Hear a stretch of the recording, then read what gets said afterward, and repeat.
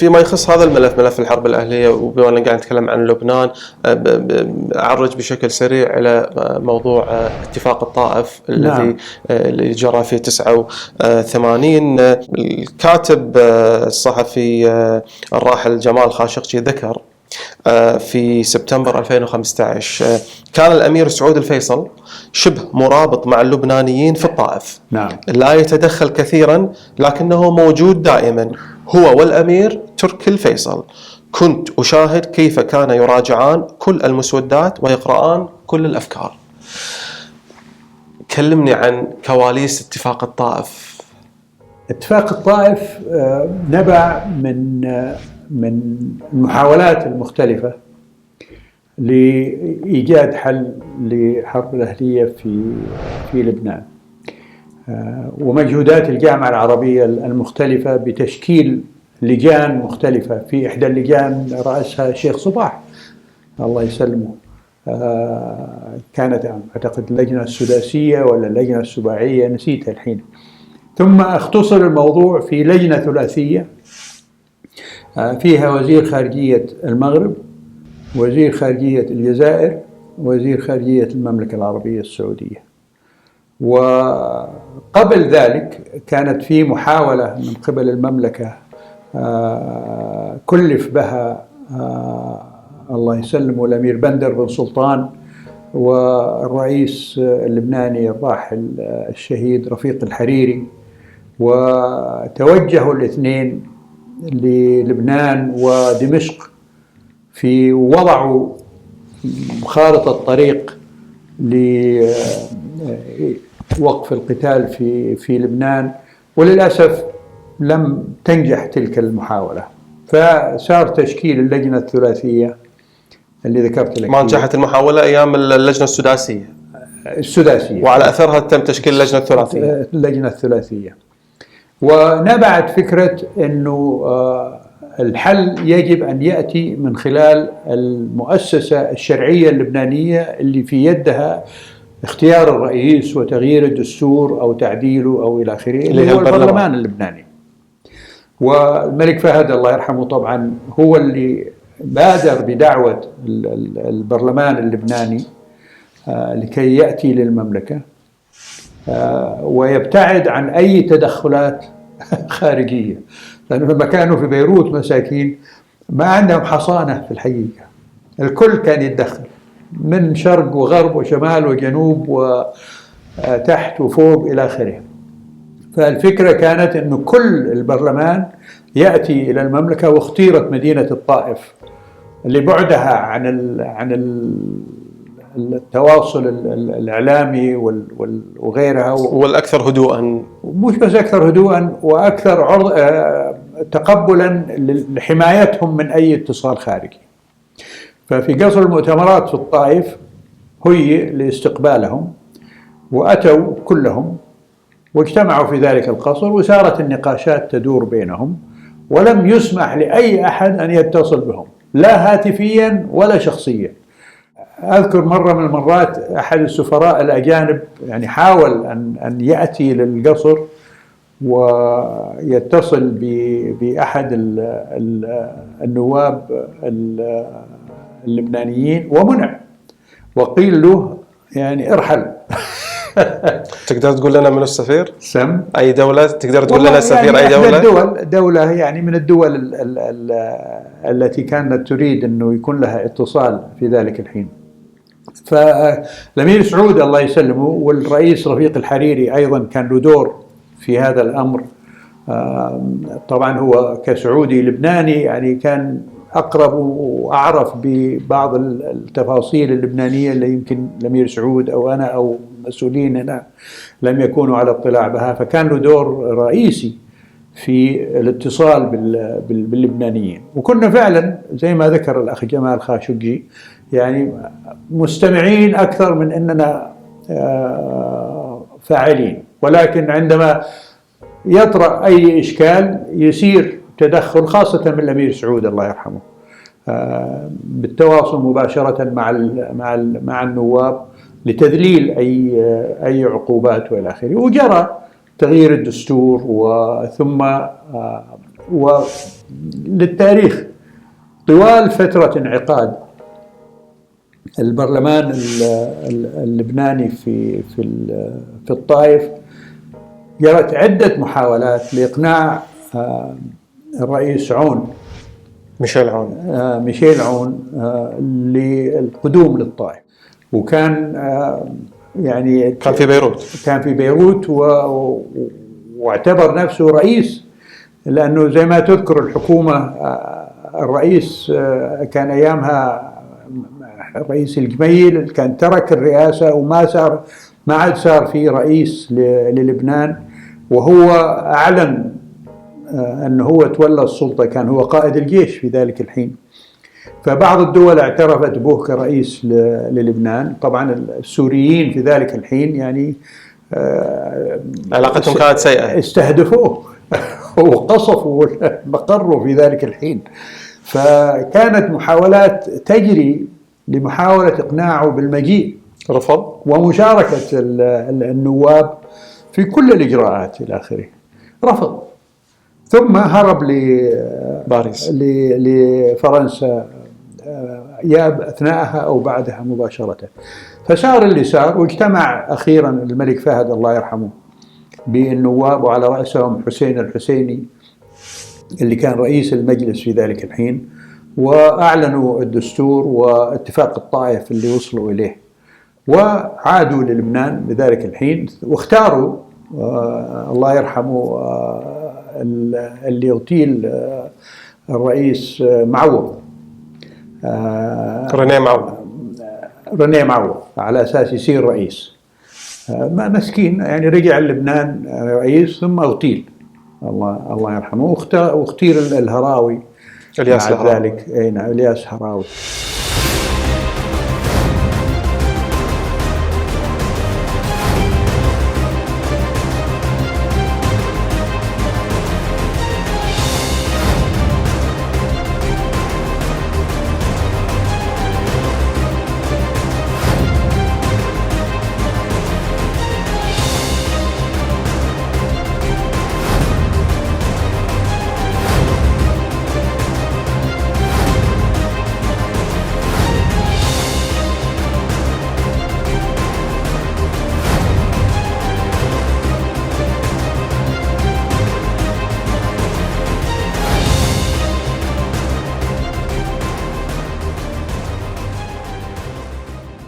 فيما يخص موضوع حتى يعني أحاول قدر المستطاع يعني أخرج بمعلومات جديدة تخص مشاهداتك سمو الأمير على أنت قلت كنا يعني أغلب الوقت كنا نراقب الوضع، النقاشات اللي كانت تجري بين اللبنانيين، وكنا نتدخل إذا تطلب الأمر، ويمكن كان الأكثر تدخلا كان الأمير سعود.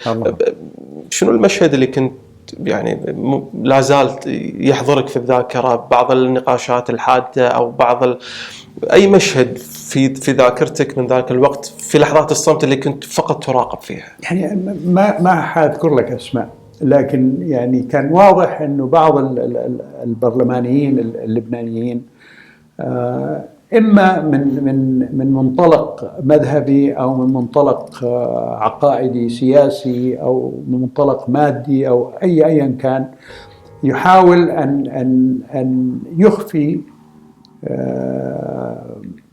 نية مبيتة داخله لغرض معين، من خلال تعديل الدستور مثلا. بعض اللي عارضوا مساواة المسلمين بالمسيحيين في عدد النواب، إن كان من المسيحيين أو من فئات أخرى، يعني ما كان يسمح لهم بأن يثيروا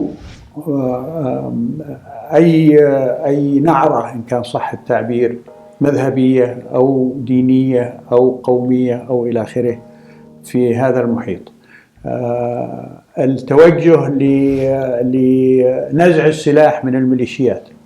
طبعا بعض النواب اللي كانوا حاضرين كانوا مرتبطين بتيارات وأحزاب موجودة عندها ميليشيات وإلى آخره، فكان يعني يقاوموا إلى حد ما عملية أو قبول مبدأ نزع السلاح من هذا، ويتم الحوار معهم والأخذ والعطاء وإلى آخره، وإظهار التساوي بالكامل في كل الأمور، إن كانت أعداد النواب من الفئات المختلفة أو نزع السلاح أو ما يسمو إليه الدستور اللبناني الجديد، اللي هو إزالة الطائفية من لبنان كلية، بحيث أنه تصبح دولة مبنية على الكفاءة وليست على الطائفة. فهذه الأمور أخذت وقت طويل بين النواب نفسهم. يعني ولادة اتفاق الطائف كانت ولادة ميسرة ولا كانت ولادة عسيرة؟ والله يعني أخذت أكثر من شهر أو شهرين، نسيتها الحين. يعني أنت يمكن ترجع للملفات يعني. فكانت صعبة، ولكن في النهاية اتفقوا ويعني بهذه البنود هذه: إنهاء الميليشيات وتسليحها بالكامل، مساواة المسلمين بالمسيحيين في عدد النواب في البرلمان، والتطلع إلى إزالة الطائفية السياسية في لبنان، منطلق للتوافق السياسي في لبنان اللي اتفق عليه أيام ما كانوا الفرنسيين هم المحتلين للبنان.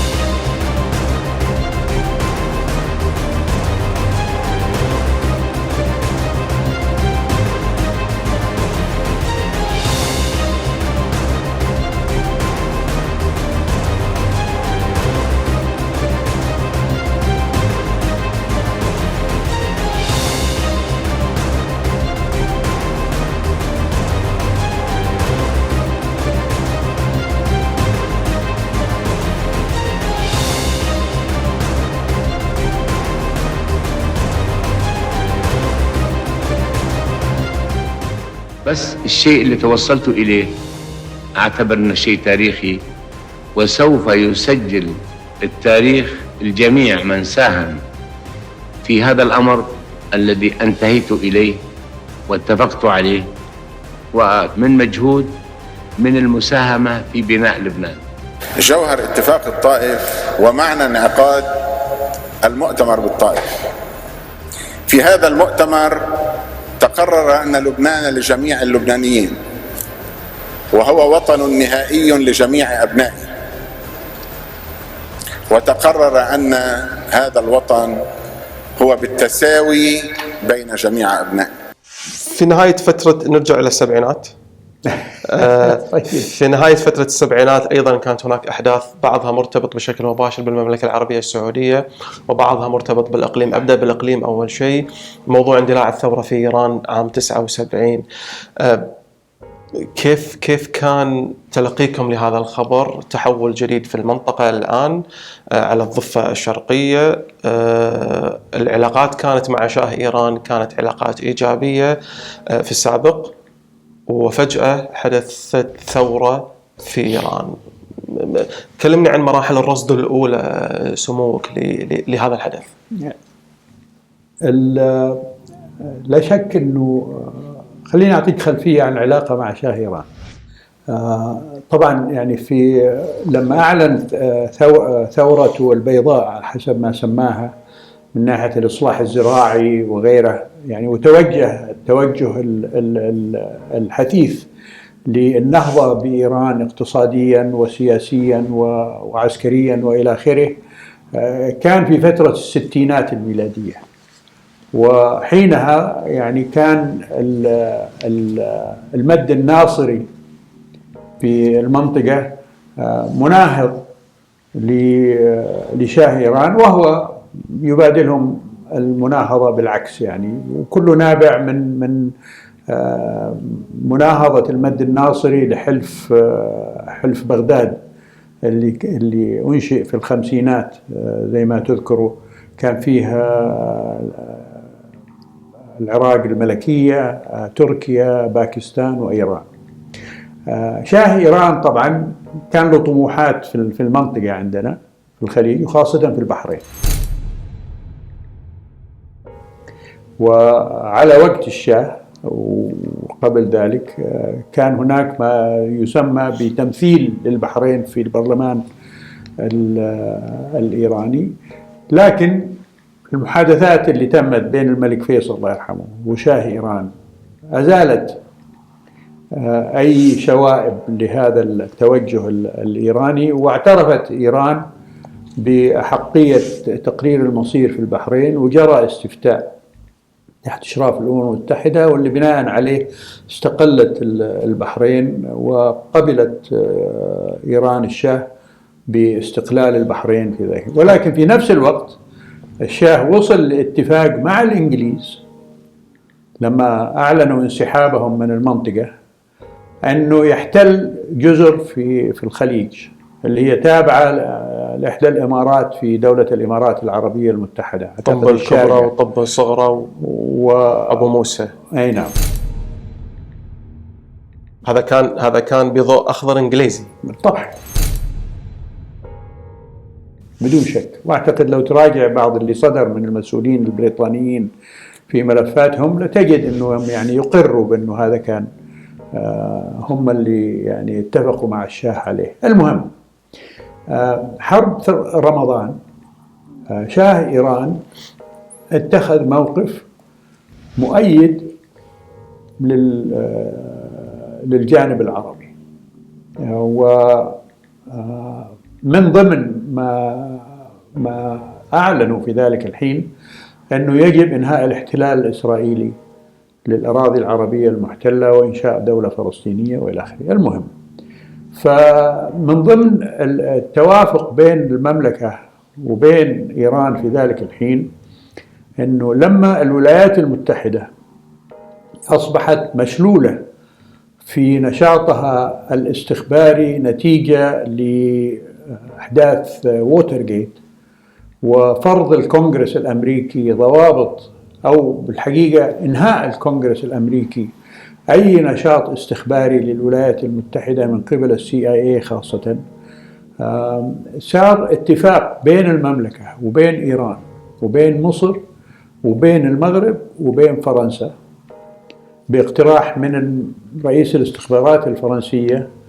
لتكوين تجمع استخباري يساهم في الحفاظ على مصالح هذه الدول في غياب الدور الأمريكي. وشاه إيران كان من المؤسسين لهذا التوجه، فالعلاقة بيننا وبينه يعني امتدت إلى مثل هالنشاط هذا، النشاط الاستخباراتي وأمني للمنطقة وإلى آخره. فكان يعني يعتبر صديق قوي للمملكة. فأنا يعني اطلعت للأسف بعد ترك الشاه لإيران أيام ما حصلت الثورة هناك لتقرير للسفير السعودي في طهران، اللي هو منو كان وقتها؟ كان إبراهيم بكر أعتقد، ما أدري هو حي ولا مات، المهم الله يرحمه حي ولا ميت. يقول فيه هذا قبل ذهاب الشاه من إيران قبل أحداث 79، في بداية عام 79، أنه الوضع في إيران غير مستقر، والاضطرابات العمالية وغيرها انتشرت، والمد النهج الديني أيضا بدأ يكون له أثر كبير جدا في المجتمع، وأنه الخشية حسب كلام السفير هو سقوط حكم الشاه في ذلك الحين. فهذا التقرير وصل للمسؤولين هنا في المملكة العربية السعودية، المملكة العربية قبل الثورة، قبل أشهر، قبل هروب الشاه من إيران. فكانوا مطلعين على هذا الأمر، لكن طبعا يعني العلاقات مع الشاه كانت لا تزال قوية وإلى آخره.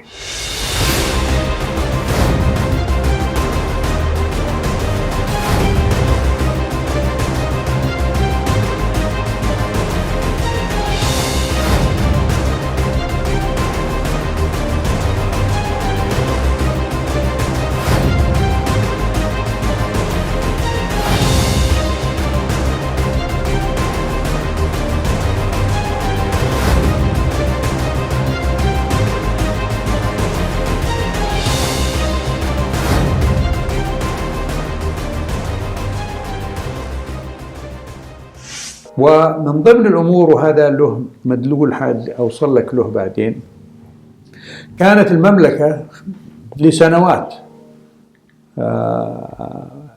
عقد بينها وبين إيران بترولي توفر مادة الكيروسين لإيران في فترة الشتاء، لأنه أغلب البيوت الإيرانية كانت وسائل التدفئة اللي فيها قائمة على مادة الكيروسين.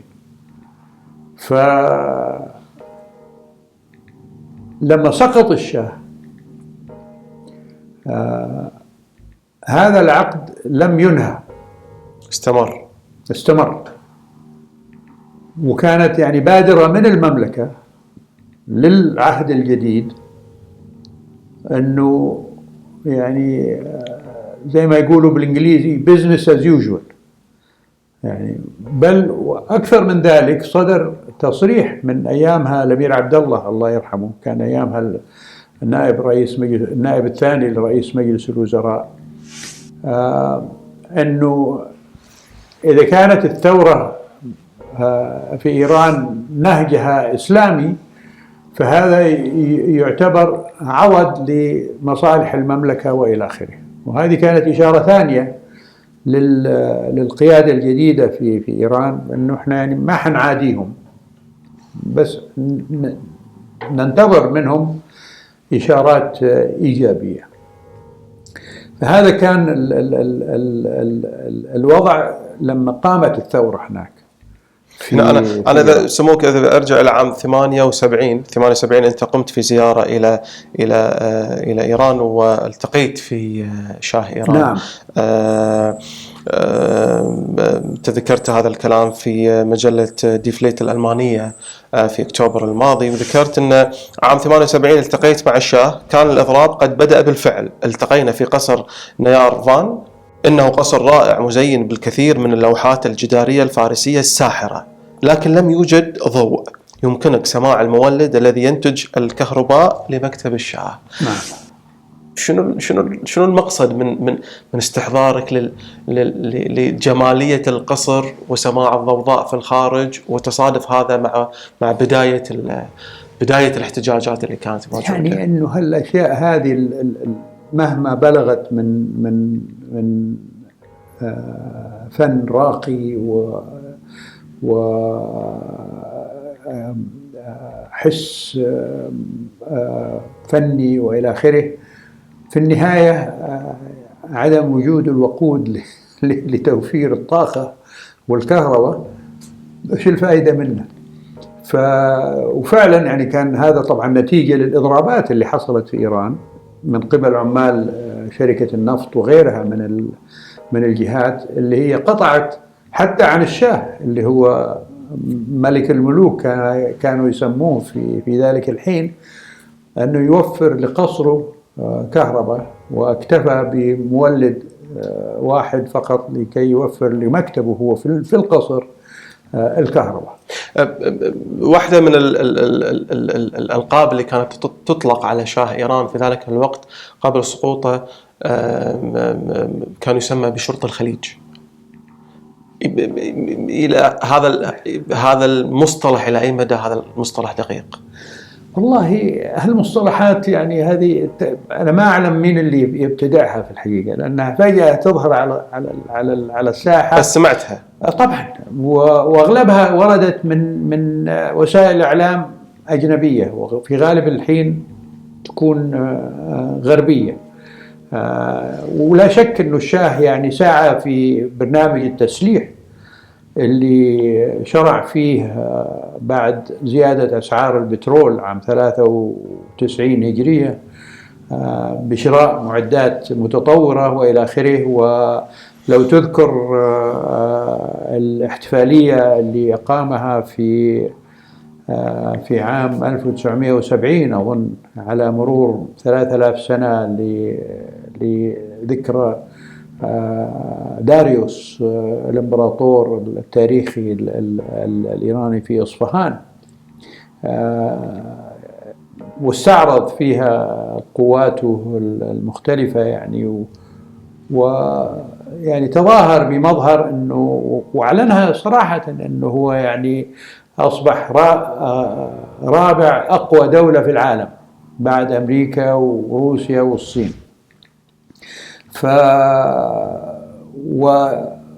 واحتلاله للجزر الإماراتية أيضا كان دليل على أنه عنده هذا النظر لدوره هو في منطقة الخليج. فالصحافة الأوروبية أعتقد والأمريكية هي اللي ابتدعت المصطلح شرطي الخليج، وهو تقبل ذلك واستمر فيه.